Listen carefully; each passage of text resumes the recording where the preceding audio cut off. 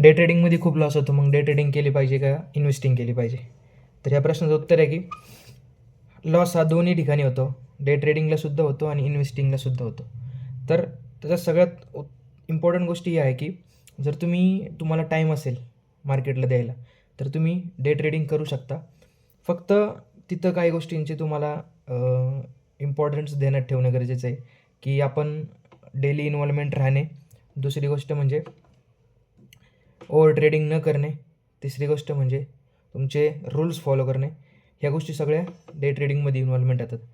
आणि राहिली दुसरी गोष्ट की इन्व्हेस्टिंगमध्ये पण लॉसेस होतात. बरेच लोकं लाँग टर्मला शेअर्स घेऊन टाकतात, पण जर मार्केट खाली असेल तर कधी-कधी तुम्ही बघितलं असेल येस बँकेचा शेअर असेल, ज्यावेळेस वरती लोकांनी बाय केला असेल, खाली जर मार्केट आलं असेल आणि त्यांनी पोझिशन्स ठेवल्या असतील, तर लॉसच आहे ना एक प्रकारचा हा. किती किती लेव्हलचा लॉस आहे. सो लॉस हा दोन्हीकडे होतो. तुमची रिस्क घ्यायची कॅपॅसिटी तुम्हाला माहिती पाहिजे आणि त्यावरच तुम्ही एंट्री आणि एक्झिट प्लॅन केला पाहिजे. मग तुम्ही डे ट्रेडिंगमध्ये करा किंवा इन्व्हेस्टिंगमध्ये करा. सगळ्यात इम्पॉर्टंट आहे की तुमची रिस्क तुम्हाला माहिती पाहिजे. त्याच्यावर तुम्ही डिपेंड करा की तुम्हाला डे ट्रेडिंग करायचं आहे की इन्व्हेस्टमेंट करायची. इन्व्हेस्टमेंटलासुद्धाही लॉस होतो. लॉस दोन्ही ठिकाणी आहे. Market is subjected to the market risk.